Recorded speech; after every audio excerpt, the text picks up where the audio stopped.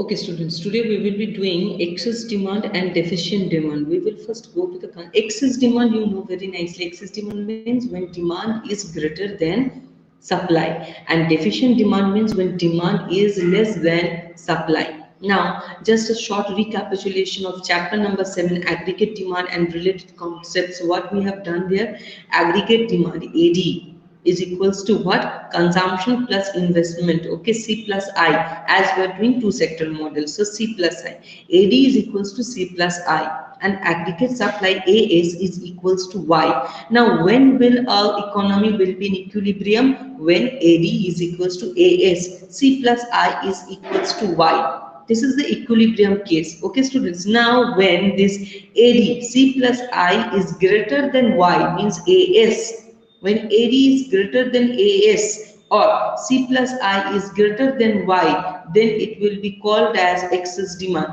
And when AD or C plus I is less than AS or Y, it will be called as deficient demand, means demand is less than supply. Okay, now we will come to this concept. Now see, we will come directly to the excess demand. We know, students, AD is this one, AD is this one, and aggregate supply is this one. Okay, and students, I will not tell why this curves are like this, etc., because I have done in chapter number 7. You can follow the chapter number 7 there. AD is equals to C plus I. Now, for example, at this aggregate demand, when it cuts the aggregate supply curve at point E, corresponding point is M. So, OM is the equilibrium level of output. At this equilibrium level of output, there is full employment, all the outputs are being produced, all incomes are being paid, etc. All are fully done. This is the equilibrium case. Okay, now suddenly the investment increases from I to del I. So C plus I plus del I, AD curve rises from AD to AD1, and this gap is just because for this change in investment or increase in this investment. So students, the aggregate demand curve rises from AD to AD1. Okay, and this rise in aggregate demand curve leads to excess demand at this previous level of output or the same level of output, and this gap is known as what? Inflationary gap. Inflationary gap means what? The word inflationary came from the word inflation. Okay, we will come, students. Now see, one thing I will discuss to you, that when there is excess demand, we have done in microeconomics also in class 11, when there is excess demand or when there is demand is greater than supply, what we do, what the seller used to do, the seller or the producer used to rise or increase the price, yes or no? The producer or the seller increases what? The price, so that the excess demand will be controlled. Then continuous rise in price is nothing but a inflation.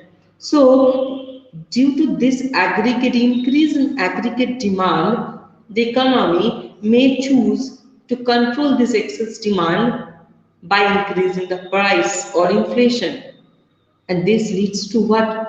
The inflation case. Okay, we'll come to it later. Now, I just will read you this one. Inflationary gap refers to the gap by which actual aggregate demand exceeds the aggregate sub demand. Actual aggregate demand exceeds the aggregate demand required to establish full employment equilibrium. So what is this equilibrium curve? Actual aggregate demand is which one, students? This one. This point, E point, this is one actual. Now, sorry, actual is the new one. F, AD1 curve, F1. F portion, this is the actual, where I am just now.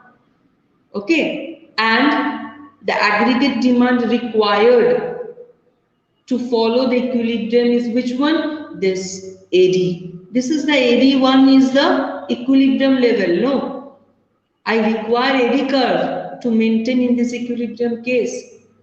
So students, the difference between the actual one and the difference between the aggregate demand required to maintain the aggregate demand, required to maintain the equilibrium case, is known as the inflationary gap. Coming to the next. Now, why there is reason means why this excess demand occurs. For example, it is due to the propensity to consume increases. Exactly, yes. When people start consuming more and more, demanding more and more, then excess demand occurs. Second case, reduction in taxes. When government reduces the taxes, when government reduces the taxes, that particular good becomes more attractive in front of consumers and the consumers buy those. Third, increase in government expenditure. When government starts spending more on, starts investing more on goods, then comes about increase in investment. Okay, excess demand can also rise when there is increase in investment due to decrease in rate of interest or increase in expected return. Yes, when investment rises, when interest rate fall, when return increases, I will get a return more which I have expected investment, and when investment will increase, automatically it will have an effect on aggregate demand which you have just done now, this due to this increase in. Understood? Then comes about fall in imports. When people does not demand from foreign countries, they start purchasing from our own country only. Then comes deficit financing. Deficit financing is what? When money supply increases in a country. Money supply means what? When RBI increases the money supply. Now see, when money supply will increase, automatically more money or loose money will come in hand of general public. Automatically when public will get money, they will start using it. Okay, now what is the impact of this excess demand? What is the result? First of all, effect on output. Exactly. The output cannot be changed.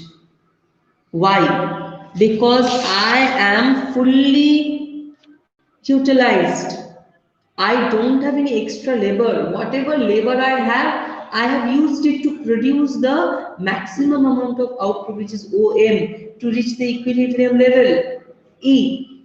I don't have any extra labor in my hand. Then how is it possible to increase my output when excess demand has occurred in the market? So not possible. The output will have an effect. Then effect on employment, same thing. I have used my whatever capacity I have, whatever labor I have in my hand. I don't have any extra labor. Third, effect on general price level. Yes, to maintain this excess demand, general price level is also affected. Why? Because there is no other way to control excess demand. I cannot able to increase output. I cannot able to employ more labor in the production process because all whatever I have used it. I don't have any extra one. So what is the last option? Effect on price level. Then comes about the next concept, deficient demand, the opposite of excess demand. That time I am telling you when demand is more, now I am telling when demand is less. Okay, the example is given, see students, previously when investment increases, now investment has reduced. And for this reduction in investment, the aggregate demand falls from AD to AD1. And the gap is known as deflationary gap. Okay, the gap is known as what? Deflationary gap. Understood? Now students, same thing. The same concept, only little bit different. Excess demand, deficient demand means when demand is less in the market than supply. Now when demand is less in the market, then what measures should be? Why this occurs? First of all, just the opposite of the reasons of excess demand you will see in deficient demand. In excess demand, reason was what? Increase in propensity to consume. Here will be decrease in propensity to consume. People are not consuming so much. They are not buying so much. They are not demanding so much. Next, increase in taxes. When tax of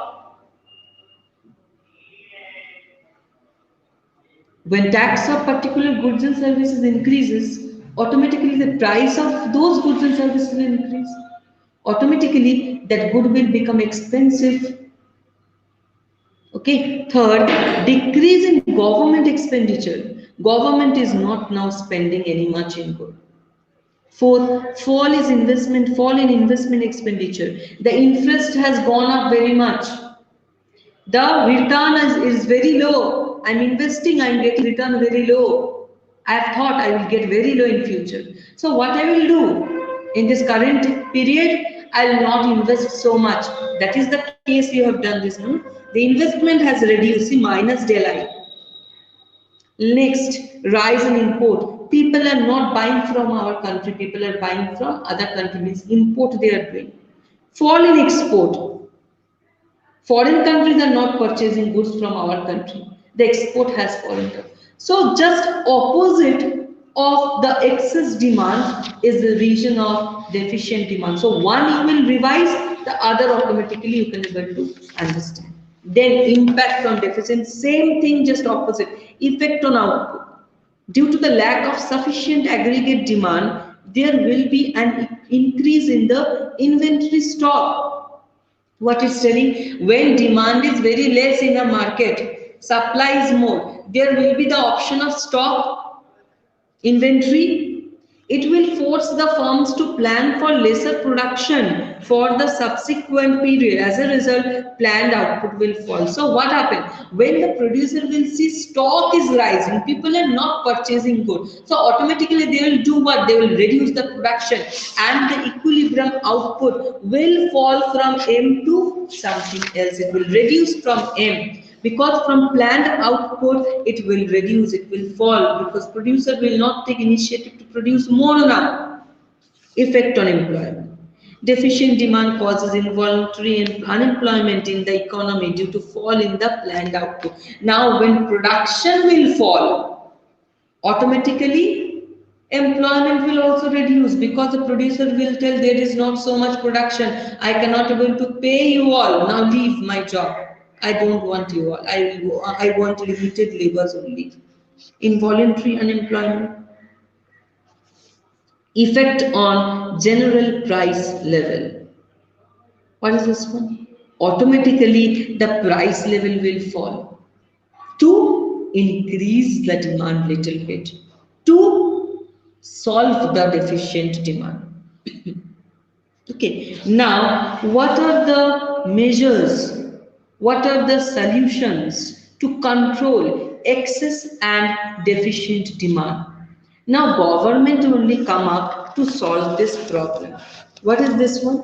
First of all, student, change in government spending means there are two types of policy government will use to control this excess and deficient demand. What are the two measures? First of all is your fiscal policy. Second of all is your monetary policy. Monetary policy is done by RBI and fiscal policy is done by government. Means whenever the government will see excess demand is there, so government what they will do to reduce the demand, government will reduce the spending, government will reduce the expenditure. Okay, and government will increase the tax so that the excess demand will reduce. Alternatively, simultaneously, when government will see there is deficient demand, government will spend more on the goods so that the deficient demand may reduce and excess demand may rise. Deficient demand may reduce and slowly the demand may rise. Or otherwise, the government may do what? Reduce the tax so that the price of the good will reduce.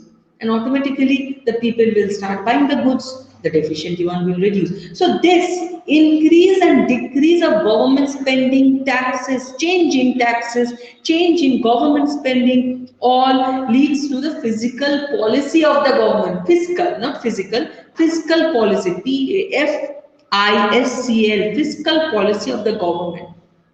This is the government solution way. The government solving this way.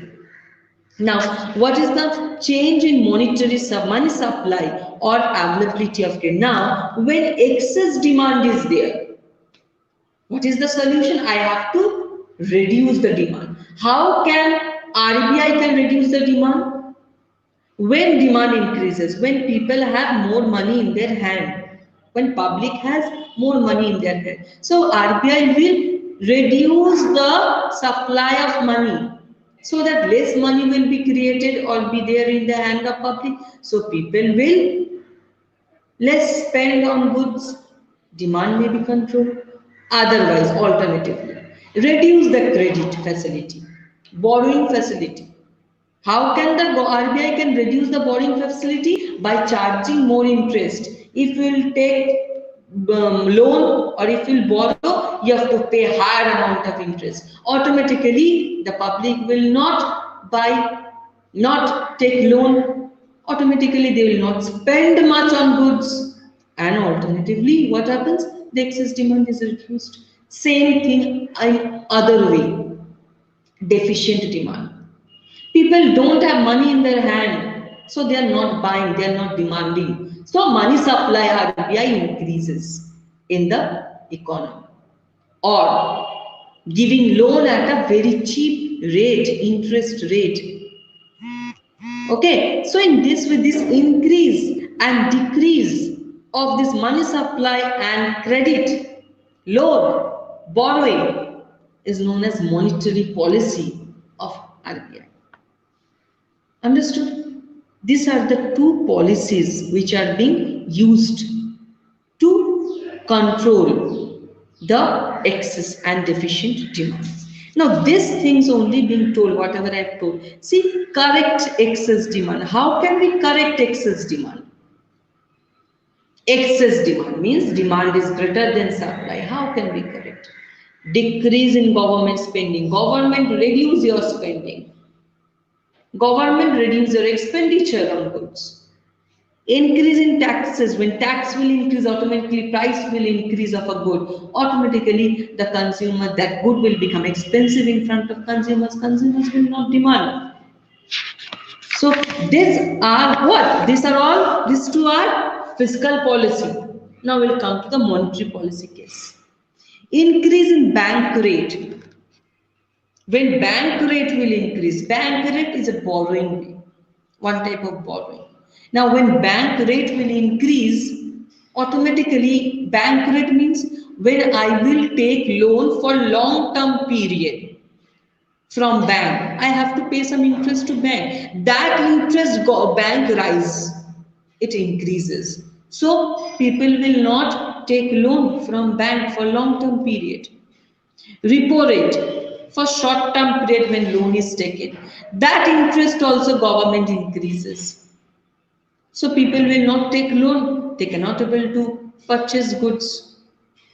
Next comes open market operations, sale of securities. Okay. Then comes sale of securities means what? Government selling shares and debentures or securities to public. And when they will sell, what the government will do?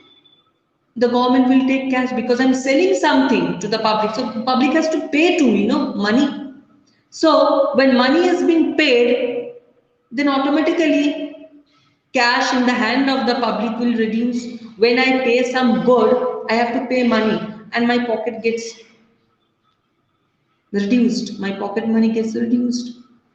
So sale of securities. Okay, so these are the quantitative instruments of RBI. Now, what are the qualitative? Increase in margin requirement. Margin is what? The difference between the market value of security offered and the value of amount lent. That difference is becomes greater, means higher amount is being charged. Second, moral suasion. What is moral suasion? By speaking, discouraging lending. I just by various types of advertisement, various type of publicity. I'm just telling, don't take loan, don't lend money from others. This will happen. That will. By moral suasion, by speaking way. How can you motivate the public? Various type of policies are being opted by the government, central bank, etc.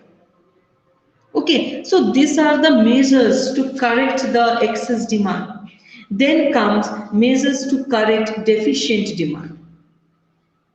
Increase, that's the opposite. Increase in government spending, decrease in tax. These are the fiscal measures. When government spending will increase, automatically the good will become very much cheaper, and for example, the good will be very much available, easily available to the consumers. They can buy it. Decrease in tax, the price will be reduced of a good. People will buy it. Deficient demand will get reduced. This is the fiscal. Monetary, just the opposite of those. Decrease in bank rate, decrease in repo rate, open market operation, purchase of securities means what? I am purchasing, government is purchasing securities, shares and bonds from the public. So government will pay to the public, money will be there in the hand of the public. The public when gets money, they can able to spend it on goods. Okay, so these are all the monetary and fiscal policies opted or used by the government to control the excess demand and deficient demand. Last comes excess and deficient demand in three-sector model. Previously, we were doing what? Two-sector model only. Previously, we were doing two-sector model only. Okay, and in this two-sector model, what we have done? In two-sector model, we have just done aggregate demand equals to C plus I. We have taken household expenditure and investment expenditure, nothing else. Government, export minus import, all we have not taken into consideration. Okay, now government comes. Previously, AD curve is equals to C plus Y, this one. Now, when government involved, it becomes C plus I plus G, the aggregate demand increases.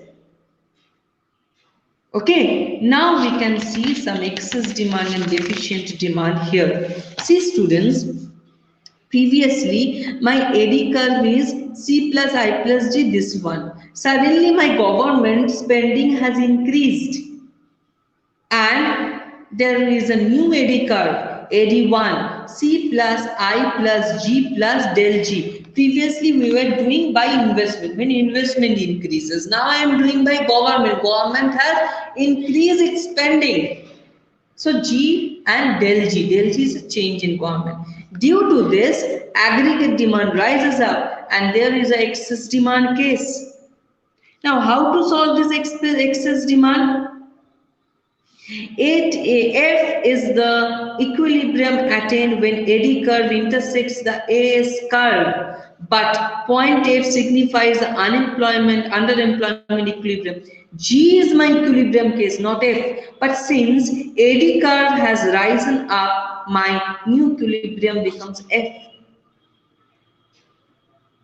Understood? Okay. G is my equilibrium case when AD curve is this one. But due to rise in AD curve, E becomes my equilibrium case. But F is my original one. And EG is the resultant deflationary gap. In order to correct this deflationary gap, government needs to use its physical measures of increasing expenditure. Okay, see students, the output is this one equilibrium, but when aggregate demand increases, my output or employment has fallen this much, for example, N level. So this is my what?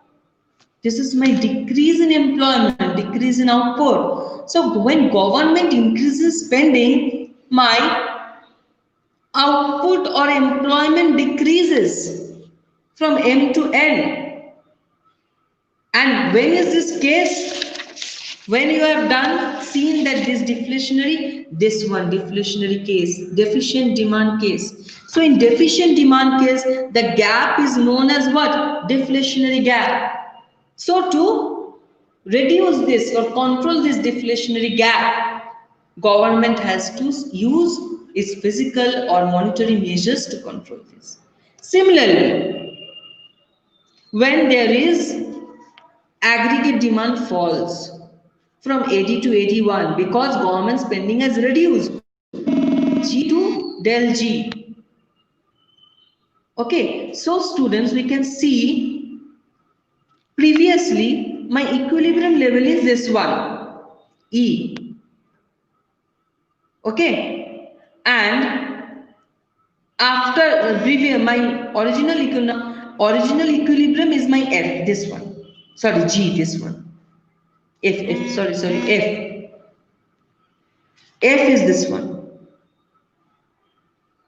Okay, AD curve cuts my AS curve at F.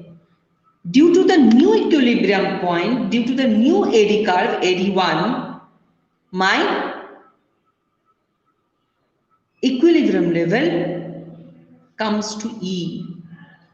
So reduction, and the gap is known as inflationary gap. So government now will take various steps. Various steps means what? Fiscal and monetary policies to solve this situation gap. So this much is there in this chapter. Go through the chapter. Thank you everyone.